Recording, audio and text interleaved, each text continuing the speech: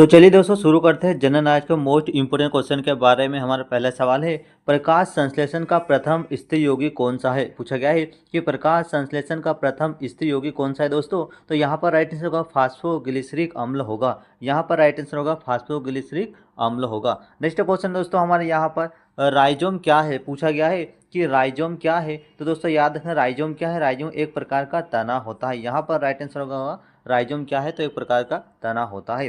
Next question दोस्तों हमारे यहाँ पर दलहन की जड़ों में पाए जाने वाला जीवाणु कौन सा है। दलहन की जड़ों में पाए जाने वाला जो जीवाणु है वह कौन सा है, तो वह राइजोबियम है। यहाँ पर दोस्तों राइट आंसर होगा राइजोबियम क्या है, दलहन की जड़ों में पाए जाने वाला एक जीवाणु है।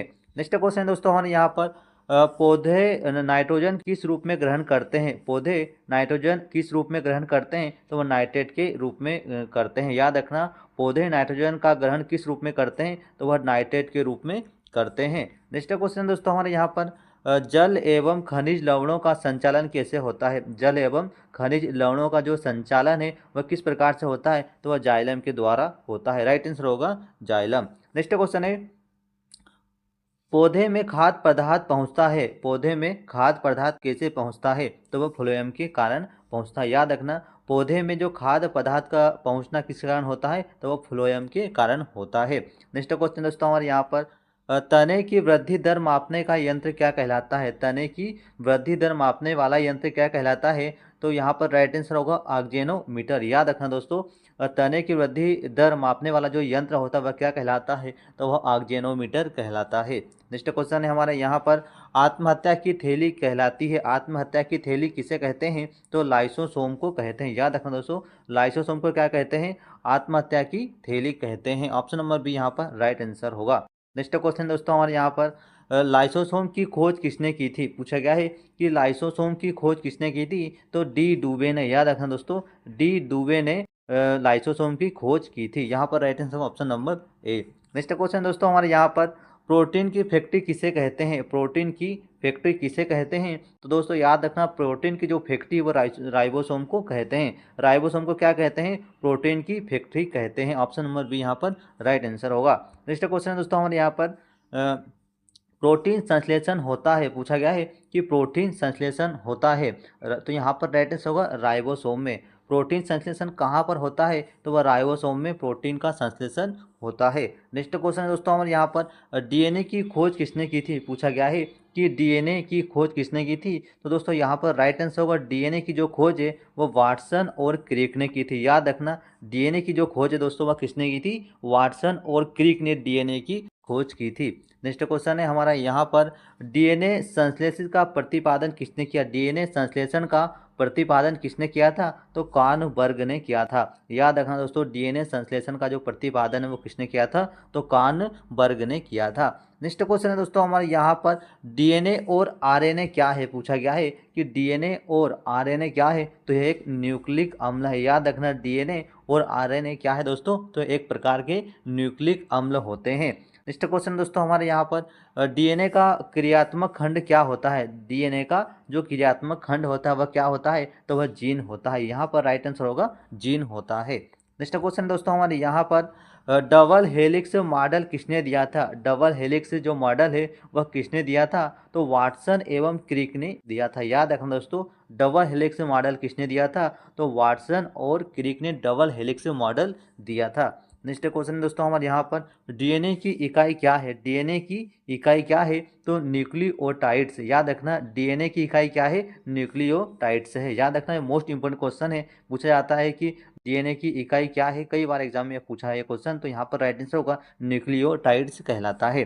नेक्स्ट क्वेश्चन है लेब में पहला जीन संश्लेषण कौन सा है। लेब में पहला जीन संश्लेषण कौन सा है, जीन का संश्लेषण किसने किया था, तो हरगोविंद खुराना ने किया था। याद रखना दोस्तों लेब में पहला जीन का संश्लेषण किसने किया था, तो हरगोविंद खुराना ने किया था।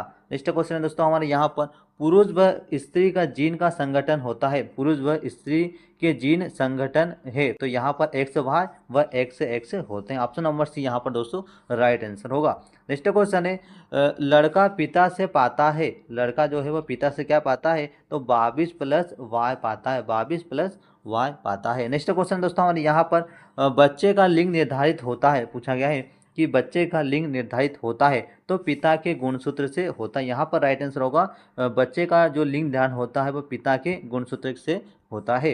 नेक्स्ट क्वेश्चन दोस्तों हमारे यहाँ पर पितृत्व निर्धारण में सहायक होता है, पितृत्व निर्धारण में सहायक होता है तो डीएनए व फिंगरप्रिंट। याद रखना पितृत्व निर्धारण में क्या सहायक होता है, डीएनए और फिंगरप्रिंट सहायक होते हैं। नेक्स्ट क्वेश्चन दोस्तों हमारा यहाँ पर मधुमेह रोग होता है, पूछा गया है कि मधुमेह रोग होता है तो इंसुलिन की कमी के कारण, याद रखना इंसुलिन की कमी के कारण कौन सा रोग होता है, मधुमेह रोग होता है।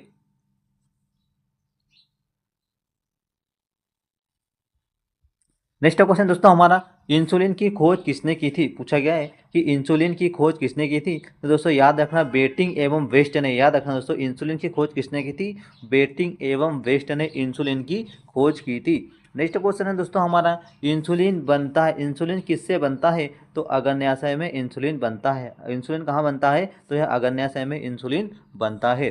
नेक्स्ट क्वेश्चन दोस्तों हमारे यहाँ पर ब्रोंकाइटिस रोग क्या है, ब्रोंकाइटिस रोग होता है तो श्वास नली में होता है। याद रखना दोस्तों ब्रोंकाइटिस जो रोग होता है वो कहाँ पर होता है, वो श्वास नली में होता है। नेक्स्ट क्वेश्चन दोस्तों हमारे यहाँ पेप्सिन क्या है, अब पूछा गया है यहाँ पर कि पेप्सिन क्या है, तो पेप्सिन एक प्रकार का एंजाइम होता है। याद रखना दोस्तों पेप्सिन क्या होता है, तो पेप्सिन एक प्रकार का एंजाइम होता है।